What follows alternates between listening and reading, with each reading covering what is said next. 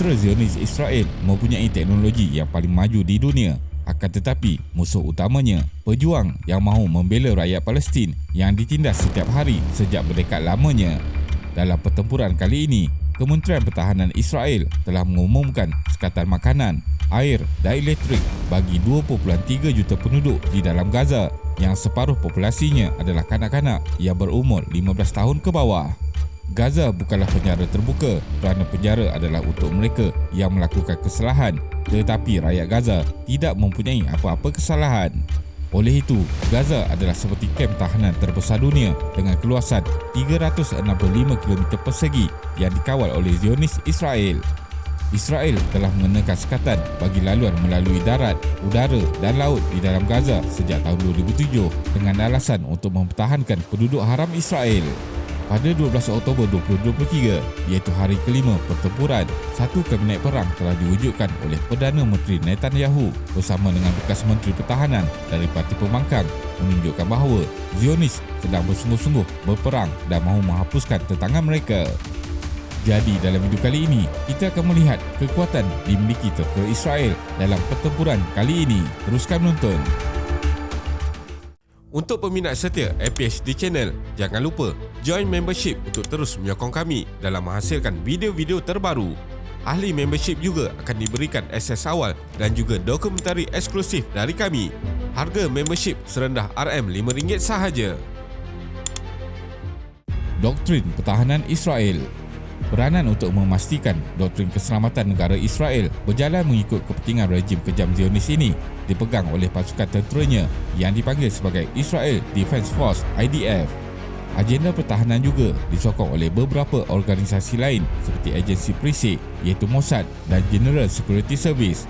Mossad adalah agensi perisikan antara yang terbesar dan terkaya di dunia. Untuk tahun 2022, Mossad telah menggunakan dana lebih RM12.2 bilion untuk pembiayaan serta pelaksanaan operasi mereka di seluruh dunia. Kementerian yang berkaitan dalam Israel, termasuklah Kementerian Luar, perlu menyokong sepenuhnya agensi yang disebut untuk memastikan impian negara haram Israel terus berdiri gah dalam pesada global dan mengikut acuan doktrin keselamatan negara. Doktrin Ben Gurion diasaskan pada tahun 1950-an, masih lagi digunakan sehingga sekarang, yang berpaksikan pendirian bahawa masa perlu dibunuh kerana jika masih hidup, mereka akan mendatangkan mudarat kepada pembunuh. Doktrin ialah sesuatu yang difahami sebagai merangkumi kesemua sektor termasuklah ekonomi, geopolitik dan sosial. Oleh itu, polisi-polisi negara dibuat adalah untuk mencapai objektif disebut dalam doktrin. Ben Gurion ialah Perdana Menteri yang pertama setelah ditubuhkan pada tahun 1948 dan dia dianggap sebagai arkitek yang mencorak Israel moden hari ini. Doktrin keselamatan Israel mengusulkan pembinaan negara bangsa yang bersenjata berdasarkan 3 asas iaitu untuk menghalang, memberi amaran awal dan melakukan strategi pertahanan dengan cara memindahkan peperangan ke kawasan musuh. Israel mahu menjadi pasukan tentera yang berkualiti walaupun negara haram tersebut adalah kecil dan juga supaya sejarah dahulu di mana Yahudi dibunuh kejam tidak berulang. Dapat dilihat sekarang, Israel menumpukan segala kekuatan dalam negara untuk menjadi negara tersebut mempunyai kekuatan tentera sangat besar berbanding nisbah populasinya dengan teknologi paling kehadapan bagi terus mengusir rakyat Palestin dari tanah asal mereka. Israel Defense Force (IDF). Pada 15 Mei 1948, Ben Gurion mengumumkan kemerdekaan Israel dari Empayar British dan merampas tanah-tanah milik Palestin, menyebabkan Israel diserang oleh 6 negara Arab. Pada 25 Mei 1948, Ben Gurion menubuhkan pasukan ketenteraan negara iaitu Israel Defense Force (IDF). IDF adalah bermula dari kumpulan para militeri yang ditubuhkan pada tahun 1941 untuk menentang penjajahan British, menghalau penduduk asal orang Arab dan memainkan peranan penting dalam perang kemerdekaan negara haram Israel. Bagi tahun 2023, Israel berada di tempat ke-18 daripada 145 buah negara dalam Global Force Power Index dengan nilai skor 0.2757. Kekuatan ketenteraan Israel pula adalah yang keempat di belakang Amerika Syarikat, Rusia dan China. Menurut International Institute for Strategic Studies (IISS), terdapat 169,500 tentera IDF yang aktif dan 465,000 tentera simpanan. Stockholm International Peace Research Institute SIPRI menyatakan Israel telah membelanjakan sebanyak 23.4 bilion untuk tujuan ketenteraan. Setelah tidak lagi bertempur dengan negara-negara Arab di sekelilingnya dalam tempoh beberapa tahun yang lalu, IDF telah membuat perubahan besar dalam struktur dan keutamaan dalam pertempuran. Pasukan infanteri atau tentera darat dikurangkan untuk menjadi lebih relevan dengan musuh utamanya ketika ini adalah pejuang Hamas dan Hezbollah. Tentera laut dan tentera udara mengembangkan lagi kemampuan mereka dari teknik pertempuran konvensional seperti membangunkan pasukan udara yang mempunyai peralatan untuk bertempur lebih lama di udara. Senjata ketenteraan dimiliki tentera darat, laut dan udara Israel adalah antara yang paling canggih di dunia. Israel memiliki sebanyak 2,200 kereta kebal dan 530 artileri, 339 pesawat perang termasuk 309 jet pejuang dan 49 kapal laut serta 5 kapal selam. Tentera udara Israel mempunyai senjata paling moden termasuk jet pejuang F-35, bom pintar yang sangat tepat, sistem sensor dengan rangkaian yang luas, drone yang boleh membawa muatan sehingga berat 1 tan bom dan senjata nuklear. Dipercayai bahawa Israel mempunyai antara 80 hingga 200 peluru berpandu nuklear, juga 90 peluru berpandu plutonium dan telah mengekstrak plutonium yang cukup untuk diletakkan pada 100 hingga 200 senjata milik mereka.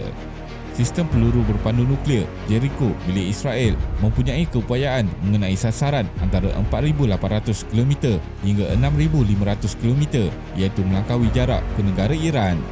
Dalam pertempuran kali ini, seorang ahli parlimen Israel juga dengan angkuhnya mendesak supaya senjata nuklear digunakan untuk meranapkan keseluruhan Gaza dan rakyat Palestin.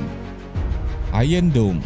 Untuk beberapa tahun yang lepas, kekuatan pertahanan Israel adalah bergantung kepada sistem Iron Dome. Iron Dome ialah rangkaian radar pengesan dan pelancar peluru berpandu pemintas roket dan ianya dianggap kira-kira 90% berkesan menghalang serangan roket musuh. Sistem Iron Dome dibangunkan oleh syarikat Israel Rafael Advanced Defense System sejak tahun 2007 dengan geran pembangunan sebanyak 200 juta daripada Amerika Syarikat dan mula digunakan pada tahun 2011. Sistem Iron Dome akan mengesan roket musuh jarak dekat dan laluannya sebelum ia dihapuskan. Peluru berpandu pemintas iaitu Tamer seberat 90 kg mempunyai alat pengesan sensor dan sirip kemudi yang boleh mengesan dan mengenai sasaran sejauh 4 km hingga 70 km. Iron Dome mengesan roket musuh beserta laluan trajektori dan kelajuannya, kemudian membuat pengiraan sama ada ianya boleh membawa kemusnahan kepada bandar-bandar dalam Israel. Roket yang dianggap tidak berisiko membawa kemusnahan dibiarkan meletup di kawasan lapang, manakala roket yang berpotensi jatuh dalam kawasan penduduk Israel akan dihalang dengan peluru Tamer dari Iron Dome di atas udara. Sistem ini boleh berfungsi dengan baik dalam apa jua keadaan cuaca, siang ataupun malam. Setiap pelancar Iron Dome boleh diletakkan sebanyak 20 peluru. 3 hingga 4 unit pelancar Iron Dome menggunakan satu bateri dan boleh mempertahankan kawasan seluas 150 km persegi. 75% komponen peluru pemintas Tamer ini dibuat oleh syarikat Raytheon di Amerika Syarikat dan setiap satu peluru Tamer adalah berharga kira-kira $50,000. Iron Dome ini diletakkan di pelbagai lokasi di Israel. Dalam masa yang sama, ketika ini, sistem pertahanan yang baru dibangunkan dikenali sebagai Megan atau Iron Beam menggunakan cahaya laser untuk menghapuskan roket musuh. Ia akan dapat mengesan dan menghancurkan roket sebaik sahaja dilancarkan dari kawasan musuh lagi. Ia direka sebagai inisiatif dari penggunaan Iron Dome yang memakan kos yang amat tinggi dengan setiap peluru yang dilancarkan. Sistem ini dijangka akan mula digunakan pada tahun 2024. Kesimpulannya, Israel akan membawa medan perang sejauh mungkin dari kawasan didiami rakyatnya dan melakukan kemusnahan besar-besaran di tempat musuh. Ini juga kerana negara harap Israel yang kecil menjadikan infrastrukturnya yang penting mudah menjadi sasaran. Menteri Pertahanan Israel sendiri turut menyatakan tiada lagi sekatan kepada pihak tentera di sempadan untuk menghapuskan sesiapa yang melawan. Terima kasih kerana menonton dan jangan lupa subscribe. Jumpa lagi.